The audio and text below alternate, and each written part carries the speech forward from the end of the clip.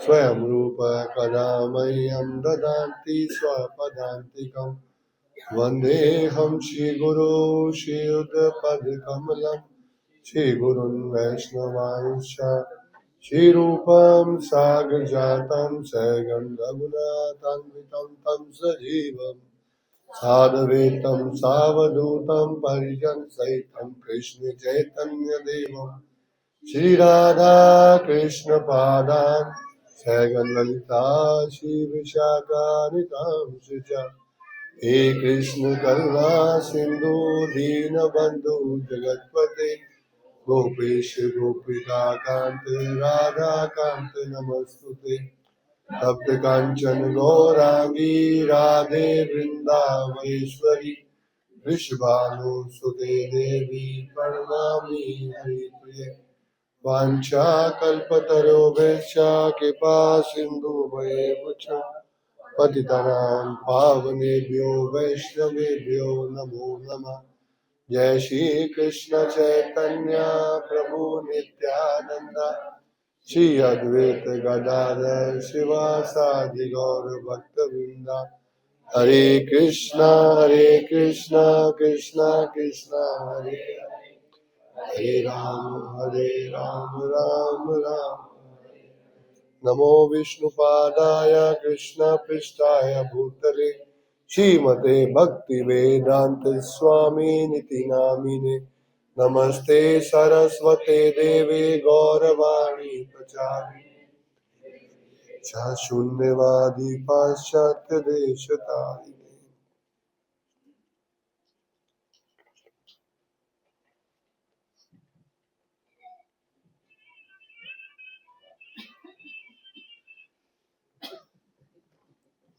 हरे कृष्ण।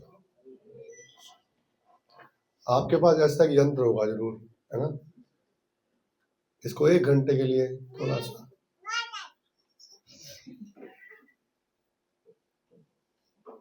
तरह तरह की म्यूजिकल टोन्स हम सुनेंगे 9:30 के बाद, है ना?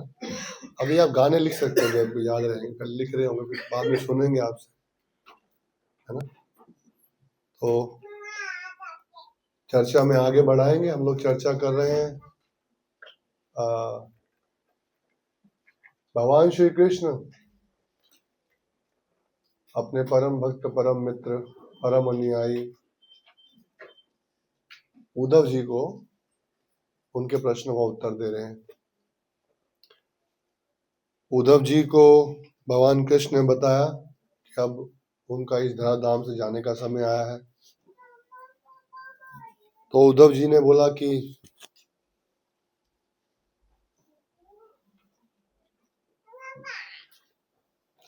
आप जीवन भर मुझे साथ में रखें, प्रार्थना है अभी भी साथ में ले चलें। तो कृष्ण बोलते हैं आपका एक विशेष कार्य बाकी है जिसके लिए आपको मेरा एक संदेश पूरे संसार को देना होगा। तो उद्धव जी पूछते हैं क्या संदेश है? तो भगवान कृष्ण बोले मैं आपको एक संदेश दे रहा हूं जो कि उद्धव गीता के रूप में विख्यात होगा। और थोड़ा सा उद्धव जी बोले कि आपने तो एक गीता का उपदेश दिया था अर्जुन जी को। तो भगवान कृष्ण बोले वो जो दिया था अर्जुन जी को वो भगवत गीता के रूप में दिया, थोड़ा सा आपको और डिटेल देंगे जो कि वास्तव में डिटेल्ड नहीं होगा, बड़ा संक्षिप्त ज्ञान होगा और लेकिन उसके अंदर बहुत गुह्य ज्ञान छुपा हुआ होगा। जो मैं चाहता हूं कि वह भक्त जो कि भगवत गीता पढ़कर कर्म योग ज्ञान योग से उठकर भक्ति योग तक आए हैं, अब भक्ति योग में आगे प्रगति करके वो मेरा धाम प्राप्त करें, वो मुझे प्राप्त करें। तो भगवान कृष्ण के कहने पर उद्धव जी ने भगवान कृष्ण से मन में उपदेश प्राप्त करके, जैसे हम लोग देखते हैं कि श्री चैतन्य चरितामृत में भगवान चैतन्य महाप्रभु को दीक्षा प्रदान की जाती है, क्योंकि परम भगवान है। तो मन से वो अपने गुरु को आदेश देते हैं भगवान के रूप में कि वो उनको दीक्षा दे। इसी तरह भगवान कृष्ण या उद्धव जी को प्रेरित करते हैं प्रश्न पूछने के लिए। तो उद्धव जी प्रश्न पूछते हैं, थोड़ा समय होने के कारण बहुत संक्षिप्त रूप में। और उद्धव जी बहुत ज्ञानी भी हैं, बृहस्पति उनके गुरु हैं और हायर स्टडीज पढ़े हुए हैं वो। तो हायर स्टडीज में क्वेश्चन भी बहुत हायर तरीके से पूछा जाता है। तो बहुत कम शब्दों में प्रश्न और बहुत कम शब्दों में भगवान उनका उत्तर दे रहे हैं। इसी तरह हम लोग जो है उसकी चर्चा कर रहे हैं और शायद 19 हमने प्रश्न कंप्लीट कर लिए हैं, 16 बाकी हैं। प्रयास करेंगे आज 16 कंप्लीट कर लें। तो देखते हैं, तो श्लोक चला दीजिए स्क्रीन पर।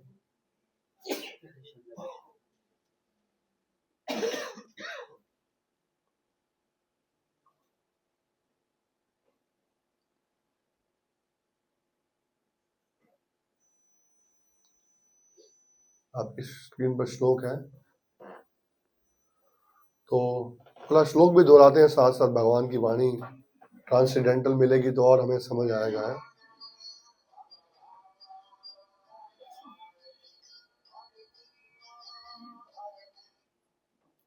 बहुत कुछ चला रखा आपने ना। भगो मा ऐश्वरो भावो लाभो मद भक्ति उत्तमा विद्यात्मनि विधा बाधो जुगुप्सा हरि कर्मसु। आवाज नहीं आ रही आपकी? स्लो नहीं चल रहा था, चला दिया अब आवाज आएगी। प्रभुपाद जी बोलते हैं जो भौतिक सुविधाएं हैं वास्तव में असुविधाएं हैं, अगर ठीक ना चले। मुझे दिख रहा है, उन सबको दिखना चाहिए। दिख रहा है आपको सबको? क्या हुआ? चलो थैंक यू। चले हम? नहीं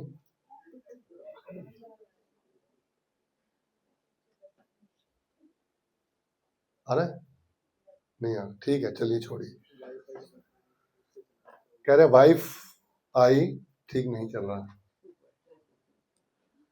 वाइफ और वाईफाई का कुछ पता नहीं। तो श्लोक संख्या 20 है। भगवान उद्धव जी पूछते हैं भगवान से लज्जा क्या है। ठीक है, अब स्क्रीन छोड़ दीजिए, आप तो दिमाग मत लगाइए। प्रश्न है लज्जा क्या है? कृष्ण बोलते हैं जुगुप्सा हीर कर्मसु। लज्जा है हरि कर्मसु। जुगुप्सा, लज्जा का अर्थ है, लज्जा किसको बोलते हैं? What do you mean by शर्म आना? आजकल बेशर्म जमाने में शर्म करना कितना मुश्किल है। जमाना बेशर्म है। एक कैफे के बाहर लिखा था बेशर्म कैफे, है ना? तो अट्रैक्ट करने के लिए लोग ऐसा वर्ड लिखते हैं कि लोग पढ़ें। आजकल क्या है जी? 21वां सुंदरता। नेक्स्ट जो श्लोक है वो ये एक्चुअली क्या था, सुंदरता से शुरू करना था हमने, लेकिन जब मैंने पढ़ा तो मेरा ये लज्जा रह गया था बीच में। मुझे लाज आई कि लज्जा रह गया। तो कृष्ण कहते हैं लज्जा का अर्थ है दुष्कर्मों से दूर रहना। देखिए लज्जा का बेसिकली मीनिंग देखें, लज्जा क्यों आती है? जब हम कोई बुरा काम करते हैं तभी शर्म आती है ना? आजकल के सोशल मीडिया टाइम के अंदर लेडीज को शर्म खत्म हो गई है। मैं सोशल मीडिया की बात कर रहा हूं, मतलब एक मेटीरियल वर्ल्ड में। क्यों? और ये उन लेडीज की लज्जा खत्म हुई है जो सारे बेशर्मों वाले काम करती हैं, और फिर लज्जा नहीं है। लेकिन प्राय हम देखते हैं लज्जा जब आती थी, जब आदमी कोई बुरा काम करता था, उसकी आंख झुक जाती थी या उसको शर्म आती थी। तो कृष्ण बोलते हैं दुष्कर्मों से दूर रहना जो है वो लज्जा है। यदि कोई दुष्कर्म करने से दूर रहेगा तो उसको लज्जा जो शब्द है उसका मतलब समझ आएगा। लाज जो है अगर आनी है तो क्या है कि दुष्कर्म, बुरे कर्म करने से दूर रहना। बुरे कर्म क्या है, कोई बता सकता है? What is a definition of बुरे कर्म? जी, शास्त्रों के विहीन कार्य करना। बहुत बढ़िया, चल गया, कोई बात नहीं, आप उसमें ज्यादा टेंशन मत लो। अब जी बोले आज मुझे वो बना कर दो माइक्रोसॉफ्ट पावर पॉइंट प्रेजेंटेशन, मैंने बना कर दिया उनको, लेकिन चला नहीं। वाइफ आई नहीं चल रही है, वाइफ और वाईफाई का कुछ पता नहीं है। आपको क्या पता, आप ऐसे कर रहे हैं आपको?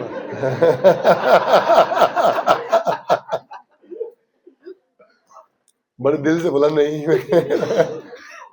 देखो ये वकील आदमी लोगों की कहानी सुनते हैं ना, ये कहते हैं मैं इतना प्रेरित हूं लोगों की कहानी सुनकर, मैं शादी करने की इच्छा खत्म हो गई। तो बुरे कर्म जो है वो प्रभु जी ने बोला कि शास्त्रों से विहीन कर्म करना। लेकिन इसको साधारण भाषा में कैसे समझ सकते हैं? बुरे कर्म क्या है साधारण भाषा में? को बोले सिंपल भाषा में क्या समझ सकते हैं? बुरे कर्म क्या है?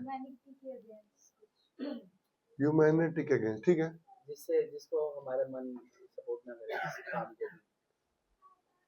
जिस ये चीज गलत करी है, ऐसे मन में आता है कि ग्लानि ना आए। जिस कार्य को करने से हमारे मन में ग्लानि आती है उसको बुरा कर्म कहते हैं, ठीक है, गुड। और दूसरों का दिल दुखाना, हाँ बहुत सुंदर, यस माता जी। किसी का अन्न धन, यस गुड। तो वेरी गुड, किसी के दुख में खुश नहीं होना।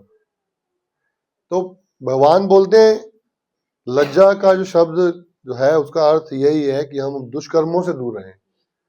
लेकिन दुष्कर्मों से दूर रहने के लिए दुष्कर्मियों के संग से दूर रहना पड़ेगा। मोस्ट इंपॉर्टेंट यह है, चल गया? दुष्कर्मियों के संग से दूर रहने से दुष्कर्म करने की आदत कम हो सकती है। आप कितना भी प्रण करो कि मैं दुष्कर्म नहीं करूंगा, और आपके संगी दुष्कर्मी है, तो आप क्या करेंगे? परम पूजनीय राधा गोविंद महाराज जी एक कथा में इतना सुंदर बताते हैं कि किसी के दुष्कर्म के चर्चा करने से आपके हृदय में वो दुष्कर्म की छाप लग जाती है। केवल चर्चा करने से हमें कितना अच्छा लगता है, अरे आपको पता है वो जो प्रभु जी हमारे क्लास में आते थे, ओ अच्छा, बेटा अच्छा। केवल इतनी चर्चा करने से जो आपने उनके दुष्कर्म की बात की, उन्हें दुष्कर्म तो नहीं है, वो एक अनर्थ है, वो एक सिचुएशन है, किसी के जीवन में आ सकती है। लेकिन किसी के जीवन की सिचुएशन की चर्चा जब हम करते हैं तो वो हमारे मन में वह कार्य बीज बन जाता है। अगर बीज होता है तो अंकुरित हो जाता है, और यदि बीज अंकुरित होता है तो उसका पौधा बन जाता है, और विशाल हो जाता है। किसी की चर्चा करना कि वह पर स्त्री संबंध करता है, वह पर पुरुष संबंध करता है, वो मांस खाता है, वो 4 नियम का पालन नहीं करता है, वह आपको भी प्रेरित करेगा 4 नियम तोड़ने के लिए। इसलिए चर्चा नहीं करनी चाहिए, वहां बैठना ही नहीं चाहिए। दुष्कर्म से बचने का अर्थ है दुष्कर्मियों के संग से।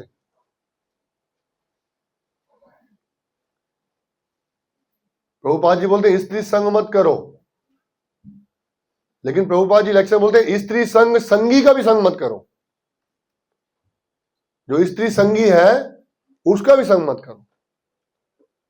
तो शिला प्रभुपाद जी बोले ये तो आपने पुरुषों के लिए कहा है, और स्त्रियों के लिए? परिस्त्री गमन बोलते हैं, परिस्त्री गमन।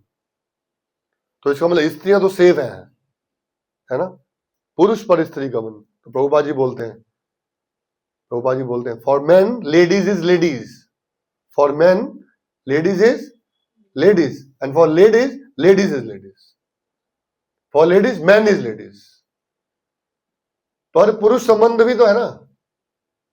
अगर पर स्त्री संबंध हो रहा है तो वो स्त्री भी पर पुरुष संबंध कर रही है ना। तो ऐसे पर पुरुष या पर स्त्री संबंधी संगी का भी संग नहीं करना चाहिए। केवल इतना सूक्ष्म है ये, इतना सूक्ष्म है।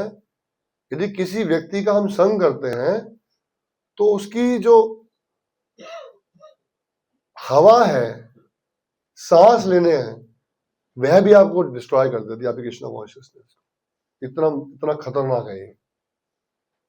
नहीं, हम तो बहुत पक्के हैं। प्राय हम जो भक्ति कर रहे हैं, भक्ति की प्रैक्टिस कर रहे हैं, हमारे आसपास सारे ऐसे लोग हैं, और उनके साथ बैठ के हम लोग खाते हैं, पीते हैं, सोते हैं, सांस लेते हैं, बिजनेस करते हैं, ट्रेवल करते हैं, ऐसी मेट्रोज के अंदर, ऐसी सिटीज के अंदर, ऐसी ट्रेन के अंदर। तो हमें पता ही नहीं है कि उनके जो है रिएक्शंस कितने रिएक्ट कर रहे हैं हम लोग। हम लोग सोचते हैं कि हम दुष्कर्मी नहीं है, लेकिन दुष्कर्मी, हम तो ज्यादा दुष्कर्मी है, क्योंकि हम जो कर्म कर रहे हैं वो दुष्कर्म नहीं है।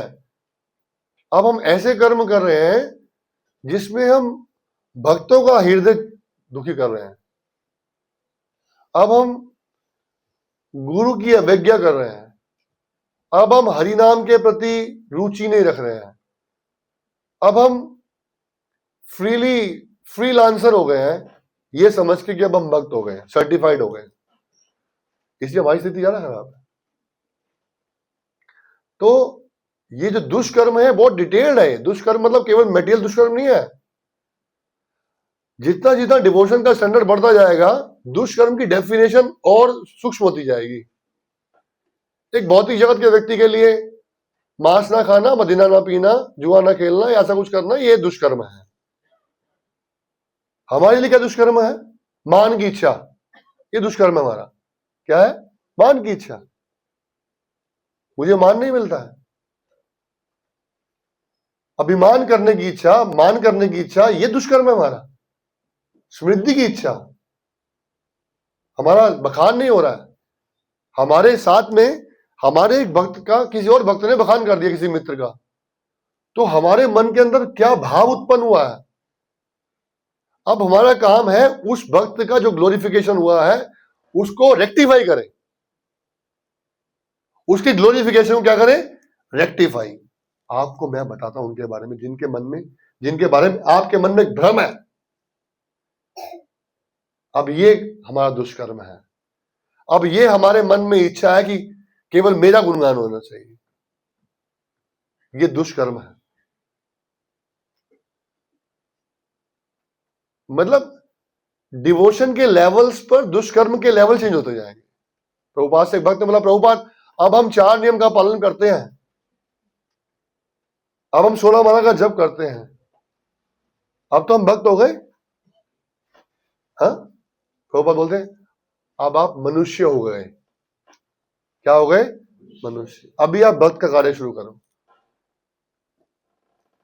तो डिवोशन या डिस्ट्रैक्शन फ्रॉम डिवोशन, इसके मीनिंग आपके स्तर से बदलते रहेंगे।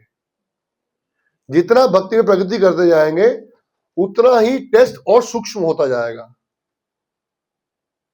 जैसे आप भौतिक जगत में जब आपकी विद्या बढ़ती है तो विद्या के साथ में आपका जो टेस्ट है वो और मुश्किल होता जाता है। सेम कृष्ण कॉन्शियसनेस है। आपको बहुत ध्यान से भक्तों का संग करना है। संसार के जीवों से तो कैसा संग करना है वो समझ आई गई आपको। अभी भक्तों के साथ क्या चर्चा करनी है वो समझ आनी चाहिए। और यदि आप भक्तों के साथ क्या चर्चा करना चाहते हैं वो एक अलग विषय है, लेकिन भक्त आपके साथ क्या चर्चा कर रहे हैं उससे कैसे बचना है वो भी आपको आना चाहिए। ये सब दुष्कर्म है।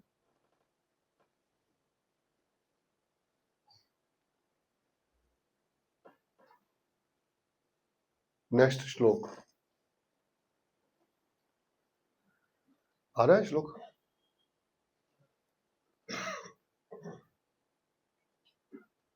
तो उद्धव जी पूछते हैं सुंदरता क्या है। इस संसार के जीव सुंदर बनना चाहते हैं। जो सुंदर है वो सुंदरता के अहंकार में है। जो दूसरों को सुंदर देखते हैं वो सुंदरता से ईर्ष्या में है। सुंदरता के साथ अहंकार है, सुंदरता के साथ ईर्ष्या है, सुंदरता के साथ काम है। ये सुंदरता है क्या? हम कैसे माने कि वो व्यक्ति सुंदर है?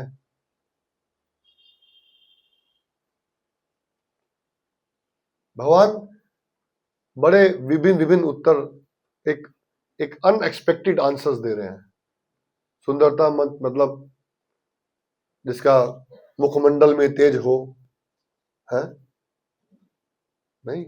कृष्ण बोलते हैं श्री गुणा निरअपक्षाद्या। सुंदरता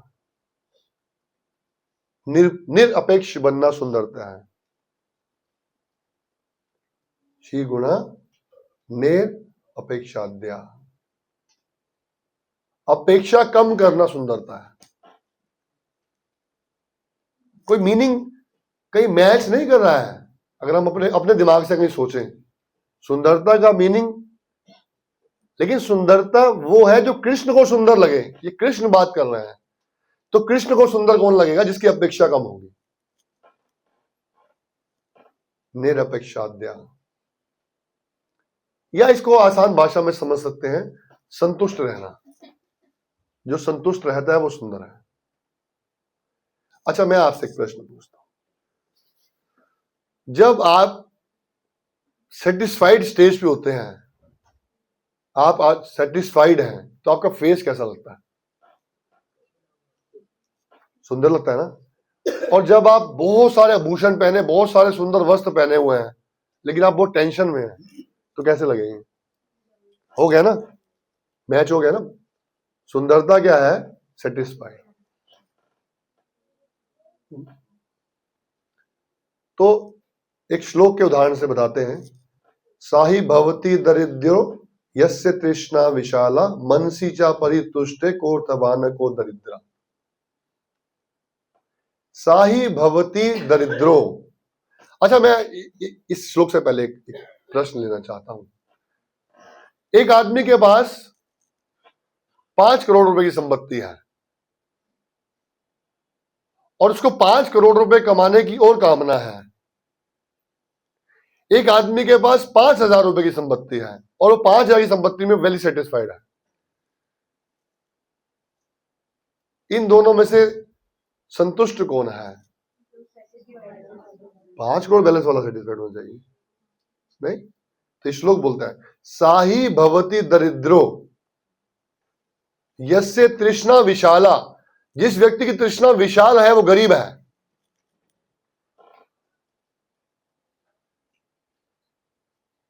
कृष्ण की डेफिनेशन या कृष्ण का मापने का तरीका यह है, साही भवती दरिद्रो, पूरी तरह से दरिद्र आदमी है, गरीब आदमी है, बद सुंदर है वो। यस्य तृष्णा विशाला, मनसी चा परितुष्टे, मन से जो तुष्ट आदमी है। सेकंड, पहला तो वो हो गया जो गरीब है, जिसकी तृष्णा बहुत विशाल है। मनसी चा परितुष्टे, जो मन से परितुष्ट है, मन से सेटिस्फाइड है। कोर्थवान को दरिद्रा, उसके लिए कौन अमीर और कौन गरीब, वो सेटिस्फाइड है। उसको फर्क नहीं पड़ता संसार में किसके पास कितना पैसा है। जिसके पास ज्यादा पैसा है वही परेशान है।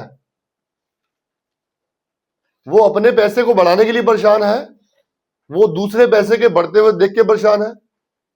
इसका बहुत सुंदर उदाहरण चैतन्य चरितामृत में कोलाबच श्रीधर जी का आता है,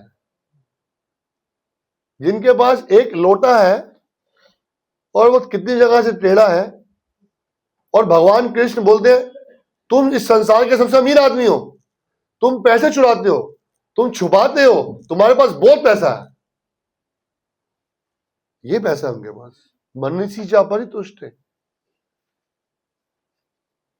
और केले के पत्ते बेच के 50% इनकम गंगा की सफाई के लिए देते हैं। घर की छत नहीं है, छत से पानी चोता है। हम लोग दान की बात आएगी तो पहले हम लेंटर डलवा लें, अपना घर में एसी लगवा लें, बच्चे को बढ़िया स्कूल में डाल लें, अच्छे वस्त्र खरीद लें। अब जो अच्छे वस्त्र खरीद लिए, पुराने वस्त्र बच गए हैं, ये किसी को दान में दे दें, क्योंकि अलमारी में जगह नहीं बची। मन से जा परितुष्ट कोर्थवान को दरिद्रा। मन से हमें संतुष्ट बनना है। स्वामी तुलसीदास जी बहुत सुंदर उदाहरण देते हैं। कहते हैं गोधन गज धन बाजी धन, गोधन गज धन बाजी धन। जिसके पास गाय है, हाथी है, घोड़े हैं और रतन धन खान, रतन से धन की खान भरी हुई है। गोधन गज धन बाजी धन और रतन धन खान। कहते हैं आप बहुत सुंदर, जब आवे संतोष धन, जब आवे संतोष धन, सब धन धूरी समान। बाकी सब धन क्या है? धूल के समान है। जिसके पास संतोष धन है, जिसके पास संतोष धन नहीं है, उसके पास कितना भी धन है वो गरीब है। कहीं तो फुल स्टॉप लगाना पड़ेगा ना, कहीं तो विचार करना पड़ेगा। कब तक, कब तक, कितना दूर जाना है, कितना कमाना है, किसके लिए कमाना है, मतलब ही नहीं। क्या है? तो बोलते हैं श्री गुण निरपक्षाद्या। तो आपने बताया भगवान कि जो अपेक्षा कम रखता है वो सुंदर है, तो वो सुखी भी होगा। तो बता दीजिए कि सुख की परिभाषा क्या है? नेक्स्ट क्वेश्चन, कि सुखम किम सुखम, वास्तविक सुख क्या है? अब ये सुख की नई परिभाषा है। सुखम दुख सुखात्याया। श्लोक है, चल रहा है स्क्रीन पे श्लोक, आपकी स्क्रीन पे श्लोक है। सुखम दुख सुखात्याया। वो तो उसके पीछे, जब हम नेक्स्ट पॉइंट लेंगे तो आपको पीछे श्लोक में जाना पड़ेगा। ही गुण निरपक्षाद्या सुखम दुख सुखात्याय, दुखम काम सुखापेक्षा पंडितो बंत मोक्षवित। नहीं, सबसे पहला श्लोक दिया मैंने आपको। भगो में ईश्वरो भावों के बाद श्री गुणा निरपक्षाद्या सुखम दुखा सुखात्याय। सुख की नई परिभाषा है।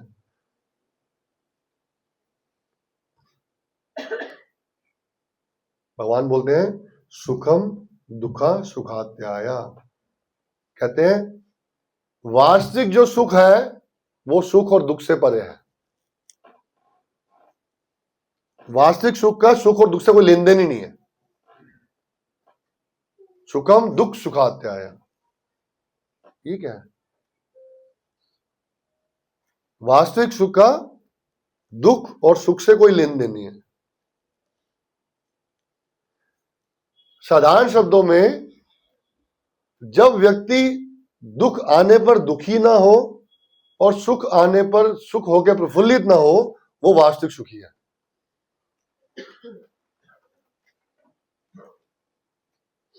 सुख आने पर जिसका अहंकार ना बढ़े और दुख आने पर जो दुखी ना हो, वो वास्तव में सुखी है। भगवान श्री राम को न्यूज पहुंची आपका कल राज्याभिषेक है। थोड़ी देर बाद खबर पहुंचती है आपको 14 वर्ष के वनवास पे जाना है। तो ना उनको अभिषेक के आने पर बहुत ज्यादा खुशी हुई, ना वनवास जाने पर दुख हुआ। तो सुख की परिभाषा ही कुछ अलग है। लेकिन ये अवस्था जिसकी बात की जा रही है, ये अवस्थाओं की चर्चा क्यों की जा रही है? ये सारी अवस्थाएं हमारे जीवन में बारंबार आएंगी और उन अवस्थाओं के वक्त हमें ये वाक्य शब्द याद रहने चाहिए। सुख क्या है? आगे दुख भी आएगा इसमें। Next question.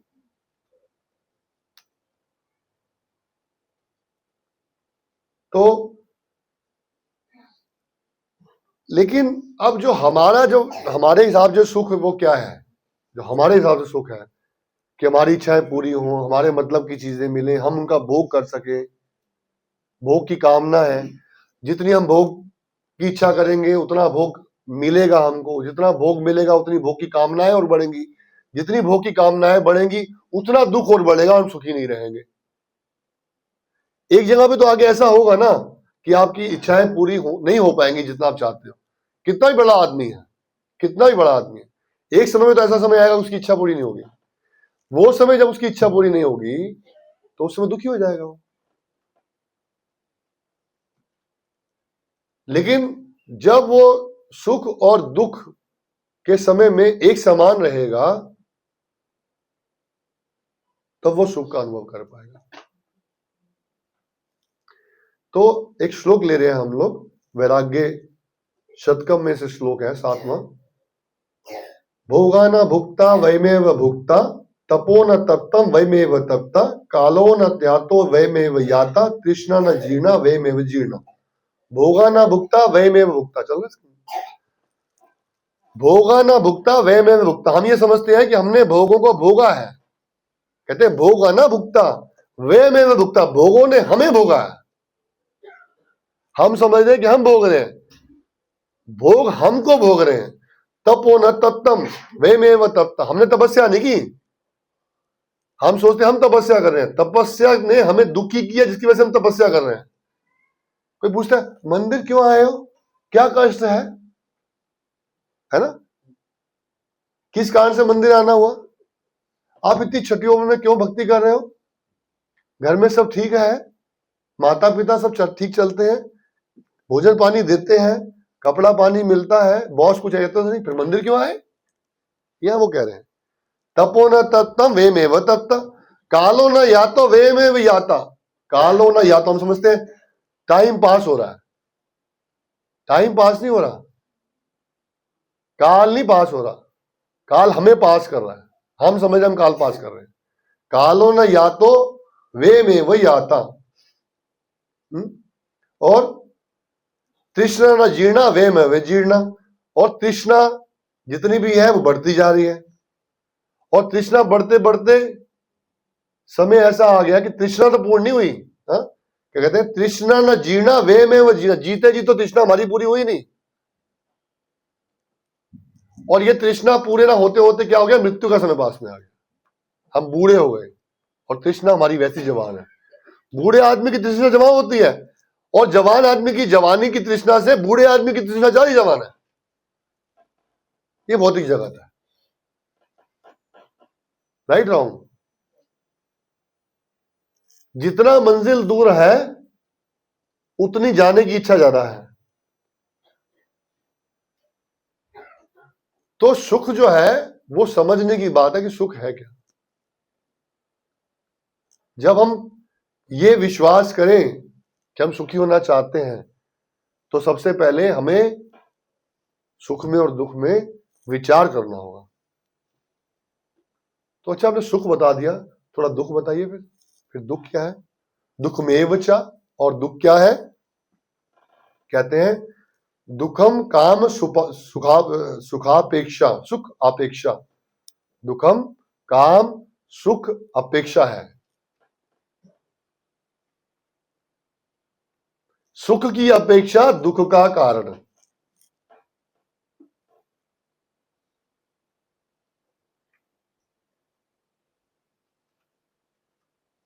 प्राय जो हमारा दिन शुरू होता है वो किस लिए शुरू होता है? How I can become happy today, how I can become happy new year, happy birthday, happy marriage anniversary, happy, but no one is happy. हम आर्टिफिशियली सुखी होने का प्रयास कर रहे हैं। तो श्रील प्रभुपाद जी स्थान पे कहते हैं if someone wants to become happy, if someone wants to become happy, he has to stop search for happiness. यदि कोई सुखी होना चाहता है तो उसे क्या करना होगा? सुख की खोज करना बंद करना होगा। हमारा सारा जीवन किस लिए बीतता है? सारा दिन किस लिए बीतता है? सुखी होने के लिए। लेकिन ये सुखी होने की जो खोज है ये हमें दुख के पास ले जाती है। काम सुख अपेक्षा, काम मतलब intense desire to become happy is the cause of misery, दुख का कारण है ना? समझ आ रहा है? हमें अपने आप को, अपने मन को, अपनी इंद्रियों को, सबको ट्रेन करना होगा।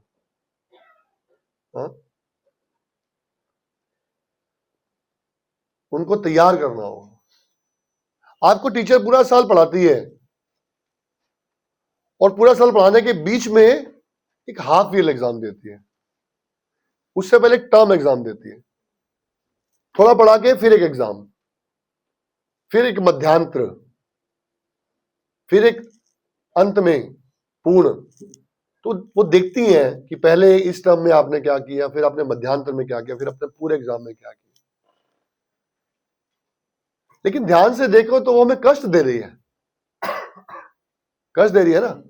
एग्जाम में कष्ट है, राइट रॉन्ग? तो लेकिन वो जो उसका कष्ट है वो बाद में हमारे लिए लाभप्रद होता है, राइट रॉन्ग? वो जो उस समय कष्ट होता है वो बाद में हमारे लिए फायदेमंद होता है। इसी तरह जो ये डेफिनेशन कृष्ण दे रहे हैं जो कि हमारे विचारों से थोड़ी विपरीत है, लेकिन ये हमें लाभप्रद होगी। तो हमें अपने मन को, इंद्रियों को कृष्ण के चरणों में लगाना चाहिए। हाँ? महाराज अम्बरीश के जीवन चरित्र के बारे में आपको श्लोक दिखाते हैं जिससे हमें बड़ा मैसेज मिलेगा। सावे मना कृष्ण पदार विंध्यो वर्चांसी वैकुंठ गुणानुवर्णने। पहले मन, सावे मना कृष्ण पदार विंध्यो, मन को कृष्ण को चरणों में लगाओ। ये अभी सारी इंद्रियों के विषय में डिटेल बता रहे हैं कि आपको क्या करना है। सावे मना कृष्ण पदार विंध्यो वर्चांसी वैकुंठ गुणानुवर्णने। वर्चांसी वाणी, शब्दों से, वैकुंठ के भगवान का गुणगान करना चाहिए वाणी से। हाँ? मन से क्या करना चाहिए? मन भगवान के चरणों में लगाना चाहिए, वाणी से भगवान का गुणगान करना चाहिए। हरे कृष्णा कृष्णा कृष्णा हरे हरे, हरे राम राम राम। करो, करो मतलब हाथ, हरेर मंदिर मार्जनादिशु, हाथों से भगवान के मंदिर की सफाई करो। हरे करो, करो हरेर मंदिर, भगवान के मंदिर की मार्जनादेशु, हाथों से भगवान के मंदिर की सफाई। श्रुतिम कान, पहला मन, दूसरा वाणी, तीसरा हाथ, दूसरा श्रुतिम कानो। श्रुतिम चकार अच्युत सत कथोध्याय, अच्युत भगवान की कथा सुनने में लगाने चाहिए कानों को।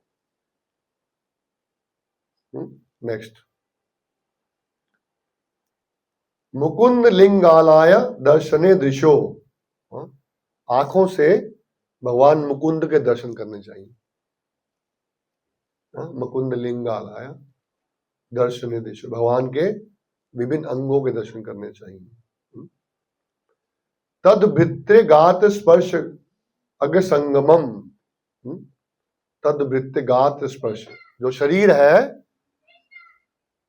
पूरा शरीर, ये भगवान के भक्तों को, मैंने बताया था आपके पास ये मोबाइल है, इसको प्लीज बंद कर दीजिए।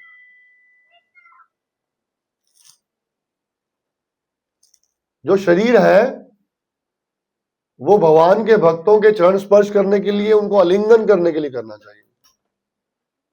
शरीर हाँ? तद्भृत्य, भगवान के भक्त, तद्भृत्य गात्र स्पर्श संगमम, संगम मतलब मिलने का, उनसे गले मिलना चाहिए। श्रीमतुलस्य रसना तदर्पिते, और जीवा से भगवान के प्रसाद को खाना चाहिए।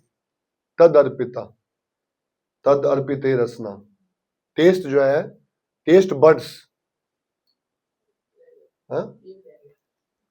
ग्राणम च तत्पाद सरोज स्वरूपे, और नासिका से क्या सूंघना है, भगवान के चरण तुलसी चंदन। तभी प्रभुपाद जी ने सिस्टम बनाया कि सुबह नरसिंह आरती के बाद आपको सूंघाए। भगवान के पुष्प मिलते हैं ना, आरती मिलती है, फिर आपको शुद्ध किया जाता है कि अभी सूंघने के लिए मिलने वाला, तो पहले शुद्ध हो जाओ, फिर आपको सुंघाया जाता है। ये मंगल आरती के प्रभुपाद ने गुण ये सारे बनाए हैं प्रभुपाद ने। आप उठ के मंगल आरती के लिए आए, मंगल आरती के आने के बाद आपने गुणगान शुरू किया गुरु का, फिर आपने जल लिया, फिर आपने सूंघा, जीवा से भगवान का नाम लिया, ये सब मंगल आरती पूरा होता है। श्रीमतुलस्य रसना तदर्पिते, भगवान का प्रसाद का रस चखना चाहिए। नेक्स्ट, पादो हरेर क्षेत्र पदुनान सर्पणे, चरणों से भगवान के मंदिर में जाना चाहिए, पैरों से भगवान के मंदिर जाना चाहिए। शिरो, सिर, शिरो ऋषिकेश पदाभिवंदने, सिर को भगवान के झुकाने चाहिए सामने, और क्या क्या खाली झुकाना नहीं चाहिए, अभिवंदने, उनका वंदन गाओ सिर झुका के। हे कृष्ण करुणा सिंधु दीन बंधु जगतपते, गोपेश गोपिका कांत राधा कांत नमस्तुते, तप्त कांचन गौरांगी राधे वृंदावनेश्वरे, वृषभानुसुते देवी प्रणमामि हरि प्रिये। सिर झुका के भगवान का वंदन करना चाहिए, गाना चाहिए। संसार के जीव भगवान के सामने खड़े होके अपना कष्ट गाते हैं, भगवान का गुणगान करना चाहिए, आप कितने कृपालु हैं। नमो महावदन्याय कृष्ण प्रेम पदायते, कृष्णाय कृष्ण चैतन्य नामिने गौरत विषे नमः। गुणगान करना चाहिए।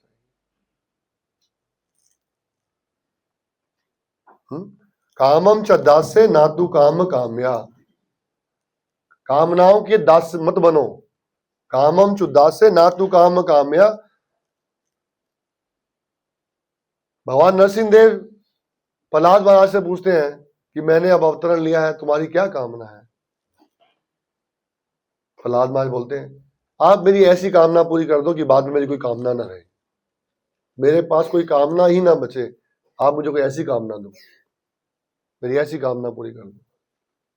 तो कहते हैं यह तो उत्तम श्लोक जन आश्रया रति, सबसे इंपॉर्टेंट लास्ट। ये सब करने के बाद सबसे लास्ट जो करना है, रति, आसक्ति, अटैचमेंट होनी चाहिए।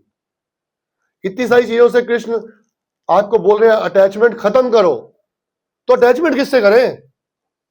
हमारे को तो अटैचमेंट का शौक है, कहीं ना कहीं तो जीव अटैच हो गई, तो अटैच कहां करें? यहां बोलते हैं अटैचमेंट की बात करते हैं हम।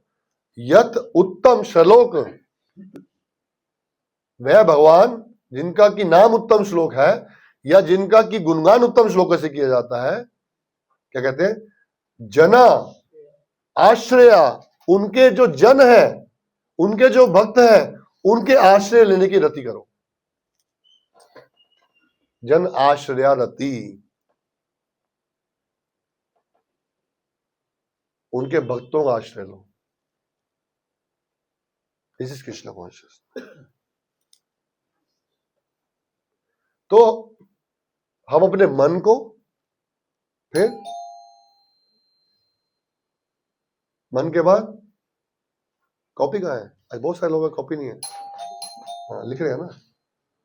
मन के बाद वाणी, फिर हाथ, फिर कान, आंख, शरीर, नासिका, जिह्वा, चरण, सिर, शरीर और अपने आप को भगवान के भक्तों के दास बनाएं। तो ये जो वास्तविक जो चर्चा की जा रही है, ये हमें अपनी इंद्रियों को किस तरह से रेगुलेट करना है, वो भी इरेगुलेट है। अभी हमारी इंद्रियां जो है दाएं बाएं चल रही हैं, क्योंकि हमारा जो फोकस है वो इंद्रियों का फोकस ही नहीं है। हाँ, श्रील रूप गोस्वामी बहुत सुंदर अगले श्लोक में कहते हैं। हाँ, चल रहा है श्लोक अभी, तो आप ये मेरे पीछे दोहराएंगे। स्वरूपादि विनुर्मुक्तम तत्पर परत्वेन निर्मलम ऋषिकेण ऋषिकेशा सेवनम भक्तिर उच्यते। तो पहले उल्टा शुरू करते हैं इसको। ऋषिकेण ऋषिकेशा, जो हमारी इंद्रियां हैं वो भगवान की सेवा में लगनी चाहिए। भगवान का नाम है ऋषिकेशा, हमारी इंद्रियां हैं ऋषिकेण। ऋषिकेण ऋषिकेशा सेवनम, उसको सेवा में लगना चाहिए। बोलता भक्ति का अर्थ मतलब क्या है, तो ये बोलते हैं श्री रूप गोस्वामी, भक्तिर उच्यते, उत्तम भक्ति का ये नाम है। अच्छा, आपने कह दिया, ठीक है, मान लिया हमने, ऋषिकेण ऋषिकेशा सेवनम भक्तिर उच्यते। इससे होगा क्या? जब हम अपनी इंद्रियों को भगवान की सेवा में लगाएंगे तो क्या होगा? तो बोलते हैं आप हो जाओगे सर्व उपाधि विनुर्मुक्तम। आपको अपनी जो मटेरियल पोस्ट है, जो मटेरियल क्वालिफिकेशंस है, जिनका आप गुणगान कर रहे हो, गुणगान सुनना चाहते हो, आप उन उपाधियों से मुक्त हो जाओगे। या उपाधियों से मुक्त होने के बाद जब आप अपनी इंद्रियों को भगवान की सेवा में लगाओगे तो आपको भक्ति प्राप्त होगी।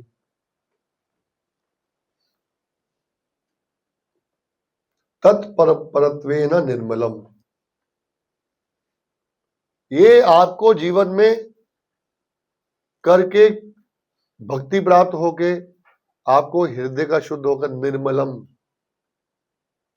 आपको सुख होगा। निर्मल, इजी, फ्री फ्रॉम एंजाइटी, चिंताओं से मुक्त। तो हम सुख या दुख की परिभाषा की बात कर रहे हैं, तो एक्चुअली जो इस संसार में सुख या दुख है उससे अलग है।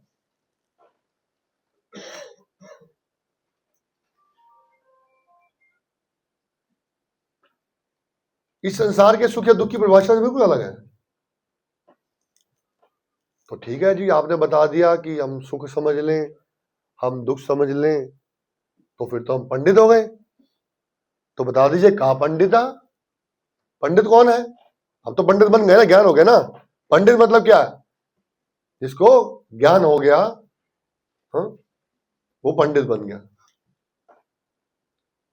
हाँ, कहाँ पंडिता?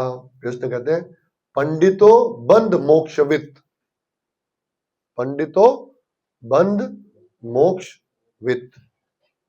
बंधन और मोक्ष का जिसको ठीक ठीक ज्ञान हो वो पंडित है। उसको ये पता हो कि मेरा बंधन का कारण क्या है और उसको पता हो कि मैं मोक्ष कैसे प्राप्त कर सकता हूं, वो पंडित है। पंडित मतलब वह पंडित नहीं जिसकी हम बात कर रहे हैं। पंडित मतलब जिसको ज्ञान हो।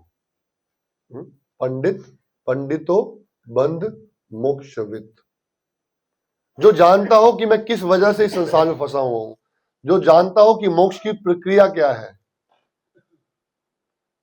और वास्तव में ध्यान से देखें, जो ये संसार की सुविधाओं की हम बात कर रहे हैं, ये बंधन का कारण है। जितनी भी सुविधाएं हैं वो हमको बांध रही है संसार से। हम सोच रहे हैं कि हम सुखी हो रहे हैं। यदि भगवान किसी भक्त के जीवन में ये देखते हैं कि वो भक्ति करना नहीं चाहता, तो उसको सुखी बना देते हैं, उसकी मेटेरियल डिजायर्स को पूरा कर देते हैं, और उसकी मेटेरियल डिजायर्स उसको कृष्ण से दूर ले जाती हैं,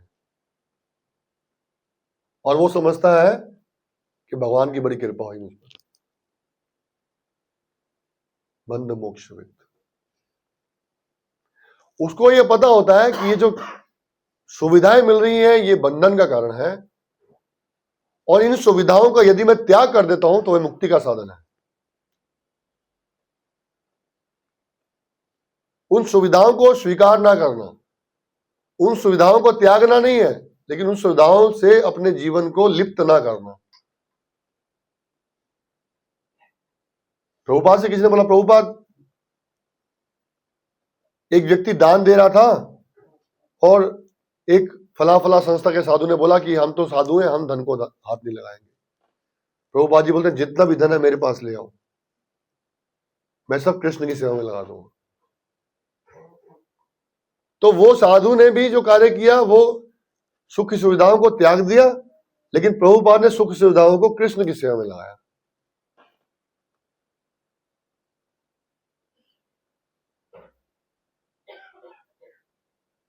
कई लोग सोचते हैं हम त्यागी हो जाएंगे, हम लोग कुछ भी नहीं करेंगे, कपड़े ऐसे पहनेंगे, ऐसा कर लेंगे, वैसा कर लेंगे, त्यागी हो जाएंगे। वो नहीं है, ये वो नहीं है। जब परम पूज्य गोपाल कृष्ण गोस्वामी महाराज श्रील प्रभुपाद जी से मिले तो उन्होंने बोला, प्रभुपाद मैं अपना जीवन आपको देना चाहता हूँ। वो कोका कोला कंपनी में बहुत बड़ी पोस्ट पे थे। प्रभुपाद जी बोलते हैं आप जॉब करो, अपना सारा धन इस्कॉन की सेवा में लगाओ, यही भक्ति है। समय आने में बता दूंगा आपको। उनकी बहुत अच्छी सैलरी थी, वो सारी सैलरी इस्कॉन में दे दिया करते थे। प्रभुपाद जी बोलते this is pure devotion for you. अरे अब यहां तो कुछ और बोल रहे हैं आप, ये तो बंधन का कारण है, जॉब तो बंधन है, लेकिन एक डिवोटी की जॉब स्पिरिचुअल है। यदि वो भगवान की सेवा में उसका अंश लगा रहा है तो वो स्पिरिचुअल है उसके लिए। इसको समझना बहुत जरूरी है। भक्ति ऐसी वस्तु नहीं है कि आज से आप जो है वो कल कमंडल लेके सड़क में निकल जाओ। प्रभु जी ने रात को बताया था क्लास के अंदर, आप किसी भी परिस्थिति में मन से उन भोगों को त्याग कर सकते हो जो आपको मिल रहे हैं।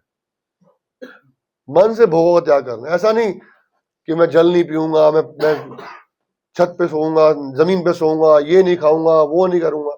अरे अच्छे से सो, जल्दी से सो, बढ़िया से उठो, मंगला आरती करो, सुंदर वस्त्र पहन के भगवान के सामने जाओ और भगवान का श्रृंगार करो। बड़ी गाड़ी में भक्तों को बिठाकर वृंदावन ले जाओ, बड़ी 7 सीटर 10 सीटर 12 सीटर लेकर। नहीं जी हम तो साइकिल पे जाएंगे, त्याग की बात हुई है। नहीं, जितनी भी सुविधा है वो भगवान के भक्तों की सेवा में लगाओ, भगवान की सेवा में लगाओ। तो प्रभुपाद इसके लिए बहुत सुंदर बोलते थे, simple living and high thinking. This is simple living and high thinking. साधारण जीवन का यह अर्थ है कि आपके विचार, आपका विचार हो कि मैं इतना पैसा कमाऊं, मैं इतना पैसा कमाऊं कि कृष्ण के लिए 10,000 मंदिर बनाऊं, और कमाइए पैसे। तो वो पैसा कमाकर 10,000 मंदिर का पैसा करोड़ों रुपए इकट्ठा करके भगवान की सेवा में लगाना भी त्याग है। और फल्गु वैराग्य बोलते हैं जिसके अपने आर्टिफिशियली आप अपने आप को वैरागी दिखा रहे हैं, और सारी चीजें अंदर से अपनी सेवा में लगा रहे हैं, अपने लिए धन एकत्रित कर रहे हैं, अपने बुढ़ापे के लिए जोड़ रहे हैं, अपनी ये पॉलिसीज लगा रहे हैं, अपने लिए प्रॉपर्टी बना रहे हैं, और बाहर लिख दिया राम कृष्ण कुटीर। आजकल ये बढ़िया बन गया है, मतलब बढ़िया सब, जितना बड़ा मकान होगा। मैं गया फ्रेंड्स कॉलोनी किसी घर के बाहर परसों गया तो उसमें राम कृष्ण कुटीर, 2,000 गज की कोठी थी, 800 गज का तो गार्डन था उसके अंदर, राम कृष्ण कुटीर। तो मिलने गया व्यक्ति बोला, मैं क्या वाकई में कुटिया बनाई आपने, ये सारा जो है ना जंगल बनाया आगे आगे आपने। कह रहा प्रभु जी कैसी बात कर रहे हैं, फिर क्यों लिखा है रामकृष्ण कुटीर? हजारों सुविधाएं लगाई हैं आपने, लेकिन अपने आप को आर्टिफिशियली फल्गु वैरागी दिखाने का हमारी व्यवस्था है। प्रभु जी आइए हमारे कुटिया में चरण डालिए, कहते नहीं बात ही। मतलब आप कुटिया में बुला के दिखाना चाहते हो कि मेरी कुटिया कितनी विशाल है, इसमें भी आप गुणगान कर रहे हो अपना। नो, दिस इज आर्टिफिशियल फल्गु वैराग्य।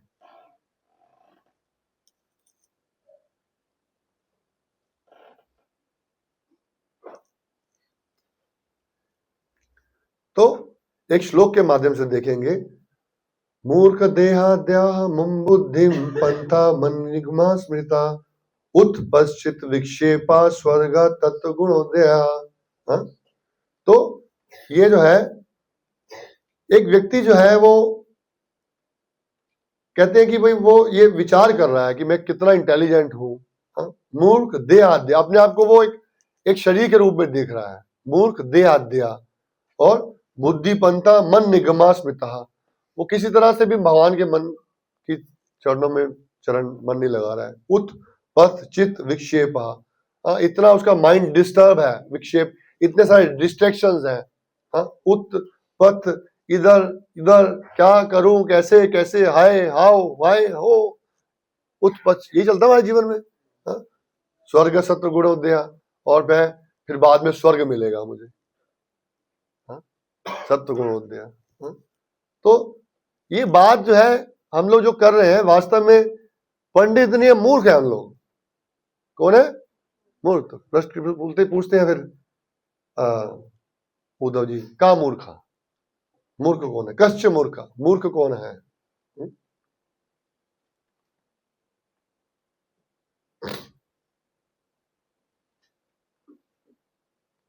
नेक्स्ट वर्ष पढ़ना पड़ेगा आपको, उसमें जो है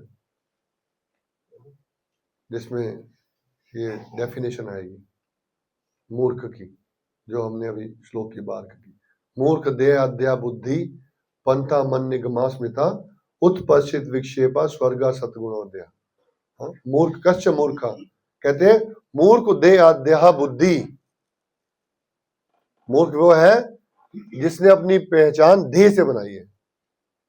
मूर्ख देहाद्या बुद्धि, जो अपने आप को शरीर मानता है वो मूर्ख है। मूर्ख देहा बुद्धि।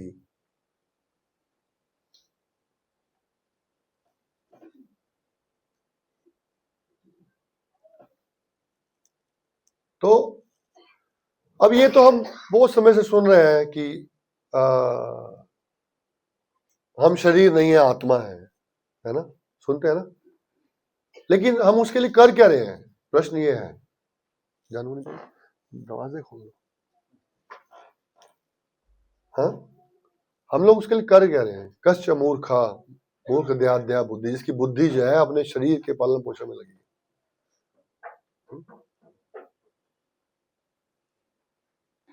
कहते हैं श्रीमद् भागवतम में एक श्लोक आता है, यस्य आत्मा बुद्धि कृणुपे धातु के स्वधि कल तात्रा दिशु भौमा यदि यतीर्थ बुद्धि सलीले न कर्षसि जजनेषु विज्ञेषु सा भये गोखरा।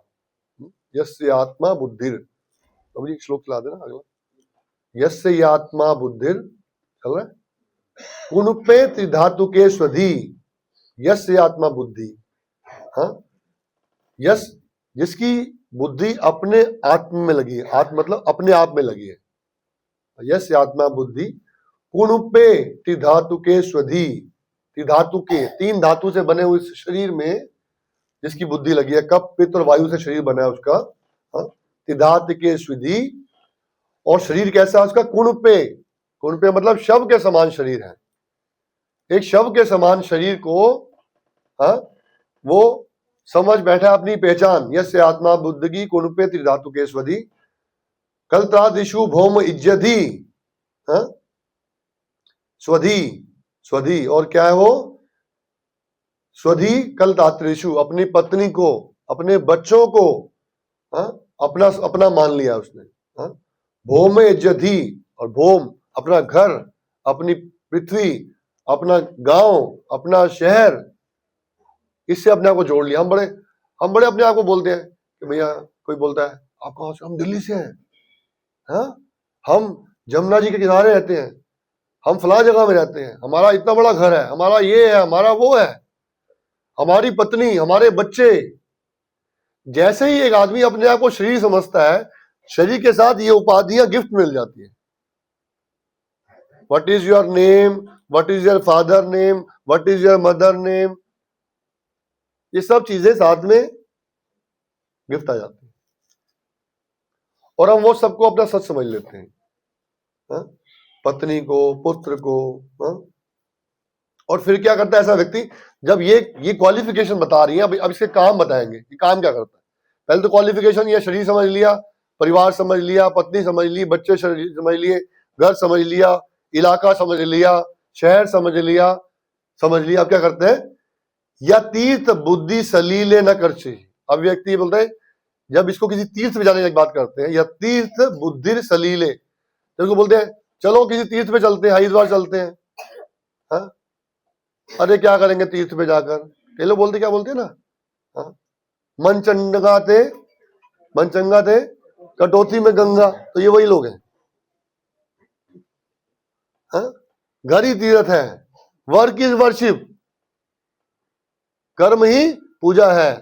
ये उन लोगों के श्लोक, उनका गुणगान किया जा रहा है, जिनको अपना गुणगान खुद करते हैं। कहते हैं या तीर्थ बुद्धि सलीले न कर, वो जाते नहीं तीर्थ में, और तीर्थ की नदियों को एक साधारण जल समझते हैं। सलीले एक साधारण जड़ है। और अब इनका नाम बता रहे हैं, बहुत सुंदर। पहले इनका डेफिनेशन बता दिया, फिर इनकी सोच बता दी, अब इनका नाम है गोखरा। गधे हैं, बैल और गधे, गोखरा। ऐसे लोग क्या है, बैल और गधे। किसकी डेफिनेशन में आ रहा है, क्या पता चल रहा है, मूर्ख है। ये आदमी जो सुख की बात कर रहे हैं, दुख की बात करते हैं, मूर्खता की बात करते हैं, पंडिता की बात करते हैं, भगवान से पूछते हैं सर ये पता कहां लगेगा, का पंथा। प्रश्न क्या है, का पंथा, ये किस पंथ में जाकर पता लगेगा, सही पंथ क्या है, सही मार्ग क्या है, कौन बताएगा हमको।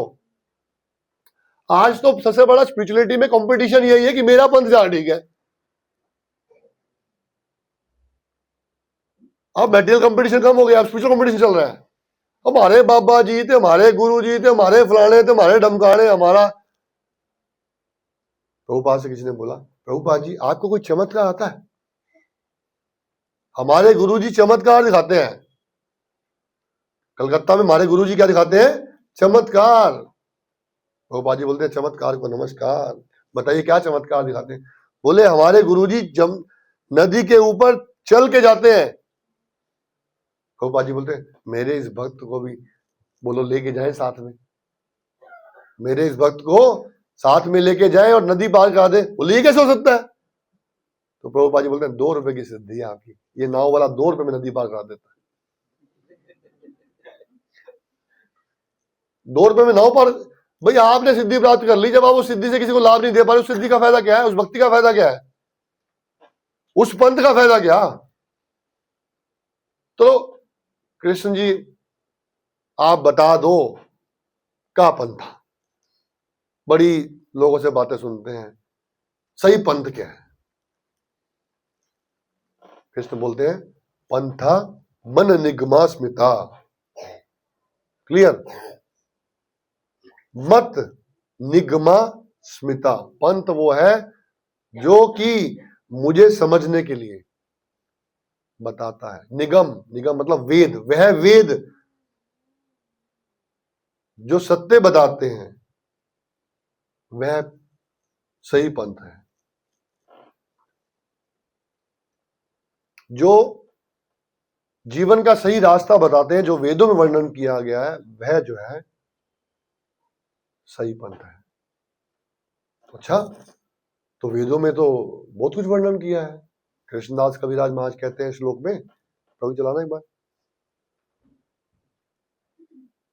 माया मुग्ध जीवेर नहीं स्वतः कृष्ण ज्ञान, जीवर कृपाए केला कृष्ण वेद पुराण। मेरे पीछे बोलिए, माया मुग्ध जीवेर नहीं स्वतः कृष्ण ज्ञान,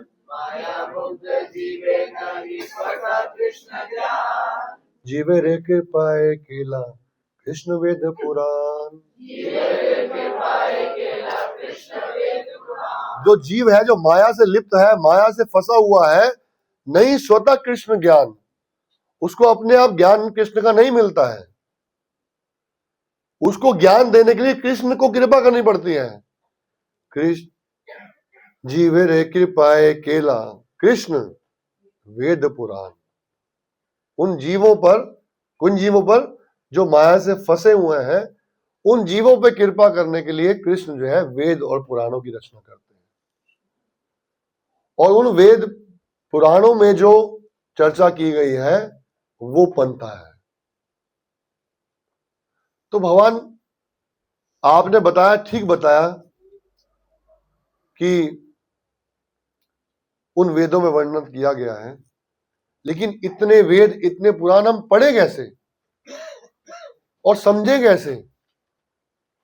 हमारे अंदर तो वैसी बुद्धि नहीं है। भगवान बोलते हैं नहीं समझ सकते मत समझो। तो फिर क्या करें? कहते हैं महाजना येन गना सपन गता सपंथा, महाजनो येन गता सपंथा। जो भक्त लोग कर रहे हैं वैसा करो, जो भक्तों ने किया है वैसा करो, जो महाजन भक्तों ने किया वैसा करो। आप देखो, इसका उदाहरण समझेंगे। आप गांव में खेतों में जाएंगे तो आपको एक खेत से जब दूसरे खेत पे जाना होता है तो खेत पे जाने के लिए पगडंडी बनी होती है। आप उस पगडंडी पे चलकर, या खेत छोड़ दो, आपको किसी उच्च तीर्थ पे जाना है तो अब तो सड़कें बन गई।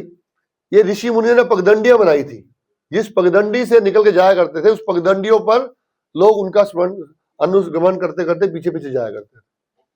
महाजनो ये गता सपन था, उनके पीछे पीछे जाओ, जो भक्तों ने किया है, जो भक्तों के चरित्र के बारे में सुना है हमने, वैसा जीवन व्यतीत करो। वेदों में बताया गया है धर्म, अर्थ, काम, मोक्ष। तो धर्म वो है जिसका कोई अर्थ हो, या जो हमारा अर्थ पूरा करता हो। यहां धर्म शुरू होता है, जो हमारी इच्छाएं पूरी करता है वो धर्म है। धर्म, अर्थ, उसके बाद जब हमारी इच्छाएं पूरी होती हैं तो हमारे अंदर क्या उत्पन्न होता है? काम। और फिर हम इतने फ्रस्ट्रेट हो जाते हैं, फिर मोक्ष ढूंढते हैं। लेकिन धर्म, अर्थ, काम, मोक्ष के बाद है प्रेम, जो अल्टीमेट गोल है। तो वेद हमको ये बताते हैं, ये पंथा है, ये सही रास्ता है। तो भगवान इतने सारे जो रास्ते बताए जा रहे हैं, फिर उन रास्तों के बारे में क्या समझें? क्या वो रास्ते गलत हैं? तो कृपया बताइए गलत रास्ता क्या है?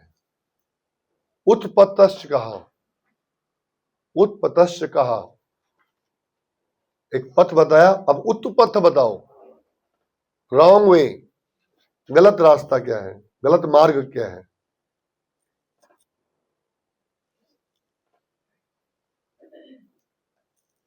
कृष्ण कहते हैं उत्पथ चित्त विक्षेपा। उत्पथ क्या है? जिस पे चलने से चित्त विक्षेप हो जाए। चित्त विक्षेप, मन इधर उधर जाए, मन ना लगे, मन विक्षेप हो जाए, मन जो है भ्रमित हो जाए, वो उत्पथ है। प्रभुपाद से किसी भक्त ने पूछा, प्रभुपाद जी हम कैसे जाने कि हम ठीक रास्ते पे हैं? प्रभुपाद ने बोला यदि आपका मन कृष्ण की तरफ लग रहा है तो आप ठीक रास्ते पे हैं, यदि आपका मन कृष्ण की तरफ नहीं लग रहा तो आप ठीक रास्ते पे नहीं है, आप ठीक तरह से नहीं चल रहे हैं। उत्पथ। कुछ लोग ऐसे हैं जो ठीक पथ को भी उत्पथ बनाते हैं, रास्ते को गलत रास्ता बना देते हैं, मोल्ड कर देते हैं चीजों को, क्योंकि वेदों को फॉलो नहीं करते। तो ये जो है गलत मार्ग है क्या? जिससे हमारा चित्त विक्षेप हो जाए। उत्पथ, उत्पश्चित विक्षेप, जिससे चित्त विक्षेप हो।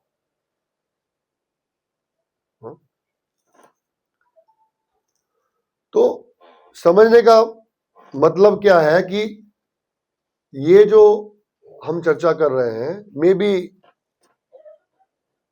लग रहा है कि हमको थोड़ा सा हैवी है, लेकिन हमें जानना जरूरी है। हमने कई बार ये बताया पिछले कई क्लासेस में कि हमें पहले ठीक ठीक से ज्ञान होना भी जरूरी है। जब हमें ज्ञान ही नहीं होगा, नॉलेज ही नहीं होगी, हमें करना क्या है, नहीं ठीक से उसको फॉलो कर पाएंगे।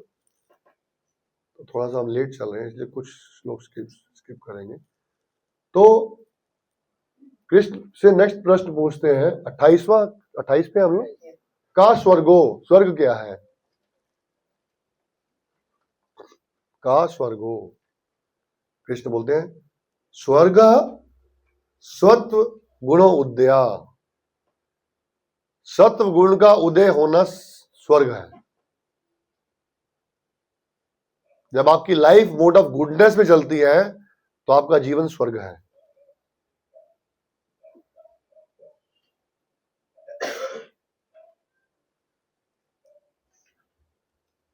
क्योंकि सत्व गुण से ज्ञान प्राप्त होता है, सत्व गुण से शांति प्राप्त होती है, सत्व गुण से प्रकाश प्राप्त होता है। ये सब सत्व गुण के लक्षण है। और ये सब सत्व गुण जो है हमारे जीवन में स्वर्ग पैदा करते हैं।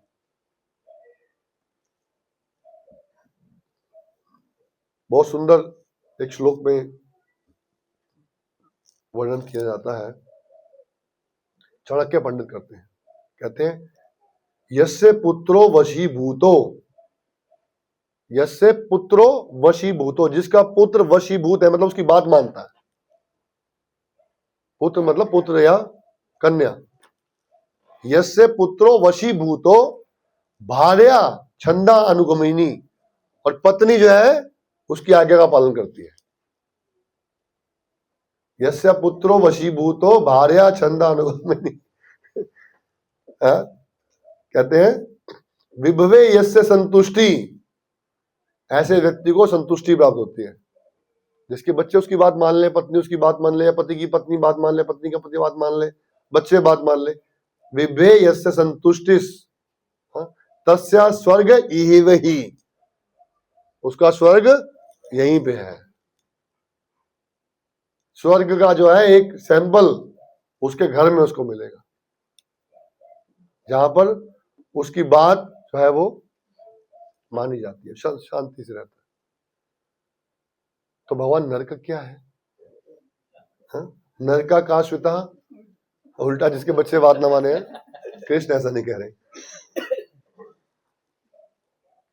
कहते हैं नरकस नरकस तम उन्ना हो, तमो गुण ज्यादा होना ही नरक है। स्वर्ग क्या बताया था? सतोगुण, और नर क्या बताया है? तमोगुण। नरकस तम उन्ना हो। जब जब किसी घर के अंदर तमोगुण की प्रधानता होती है वहां नरक होता है।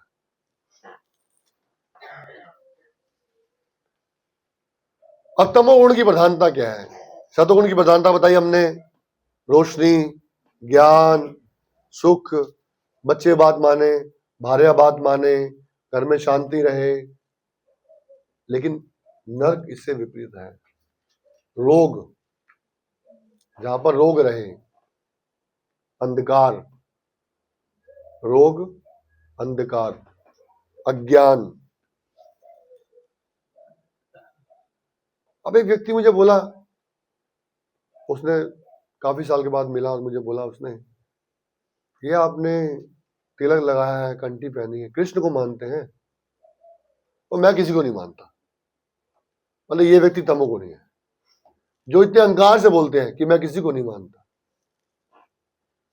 तो ज्ञान नहीं है, अंधकार में है, रोग में है, कला में है, घर में कला है, डार्कनेस है, लाइट कम है, डार्क कलर्स है, विचार बड़े तमोगुणी रजोगुणी है, तेज म्यूजिक सुनना है? बहुत मिर्चों वाला खाना है, बहुत स्वादिष्ट खाना है, जीवा को बहुत तुष्ट करना है, सब तमोगुण।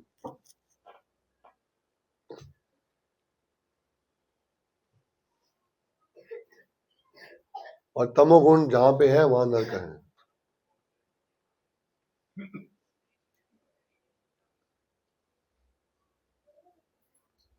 भगवान कपिल देव, माता देवहूति उनसे प्रश्न पूछती हैं अपने पुत्र कपिल देव से, नरक और स्वर्ग क्या है? तो कपिल देव कहते हैं, अत्रैव नरका स्वर्गा इति माता प्रचक्षते या यातना वे नारक्या ता यहाँ उपलक्षिता। हे माता, अत्रैव नरका स्वर्गा, ये नरक और स्वर्ग पृथ्वी पर है, अतः नरका स्वर्गा इति माता प्रचक्षते, यहाँ पर नरक और स्वर्ग दिखता है। कृष्ण बोल सकते थे, भगवान कपिल देव बोल सकते थे, पृथ्वी के नीचे नरक, पृथ्वी के ऊपर स्वर्ग। बोलते हैं पृथ्वी के ऊपर, पृथ्वी के यहीं आपके आसपास आप नरक और स्वर्ग देख सकते हैं। कहते अतएव नरका स्वर्गा इति मात्र प्रत्यक्षते या यात्रा वे नारक्या, या यात्रा वे नारक्या, जो यात्रा सहन कर रहा है इस शरीर में, दुखों का अनुभव कर लेता है, जो या यातना वे नारक्या ता इहा उपलक्षिता, जो यहीं पर यातना को सहन कर लेता है और यातना के सहन करने के बाद विचलित नहीं होता, वो यहीं पे नरक समाप्त कर लेता है। और भौतिक जगत के जीव जो नरक को समाप्त करना नहीं चाहते, वो नरक में रहते। यह उपलक्षिता, इस धरती पर ही वो नरक को समाप्त कर सकता है। जब प्रभुपाद जी विदेश गए तो प्रभुपाद जिन भक्तों को प्रचार किए वो सब कहाँ रहते थे? नरक में। और केवल प्रभुपाद की बात सुनकर, प्रभुपाद का संग करके, प्रभुपाद का आशीर्वाद प्राप्त करके गोलोक पहुंच गए। और गोलोक गए नहीं, इस पृथ्वी पर गोलोक बना दिया उन्होंने, जिस गोलोक का आज हम अनुभव कर रहे हैं, जिसके कारण से आज हम भगवान कृष्ण की भक्ति में हैं, इसी पृथ्वी पर।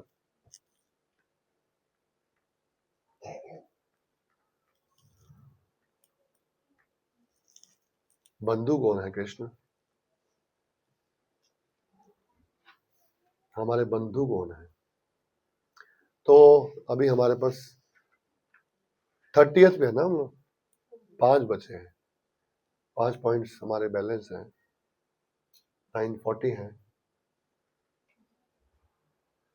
आपकी क्या राय है? It will take around 30 minutes. Fast forward करना पड़ेगा। वीडियो फास्ट फॉरवर्ड हो सकती है, मैं तो फास्ट फॉरवर्ड नहीं होती। मैं तो 3-4 श्लोक वैसे कर दिए फास्ट फॉरवर्ड। जी नेक्स्ट, ठीक है, थैंक यू। तो कुछ हमने पीछे वाले भी थोड़े फास्ट चलाए हैं, तो उसको भी थोड़ा पीछे करके तो हम लोग 7-8 पॉइंट्स जो है फिर जो है चर्चा करेंगे। किसी का प्रश्न या संशय तो हम पूछ सकते हैं। और नेक्स्ट मंडे हमारे यहाँ गौर पूर्णिमा सेलिब्रेशन भी है, तो कुछ नाटिका की प्लानिंग चल रही है, तो उससे नेक्स्ट मंडे 9 तारीख है, मैं दिल्ली में नहीं हूँ, उससे नेक्स्ट मंडे 16 को हम लोग लेंगे इसका। आप भूलना मत, कॉपी पेन लेके आना। तो कोई प्रश्न किसी का? यस माता जी।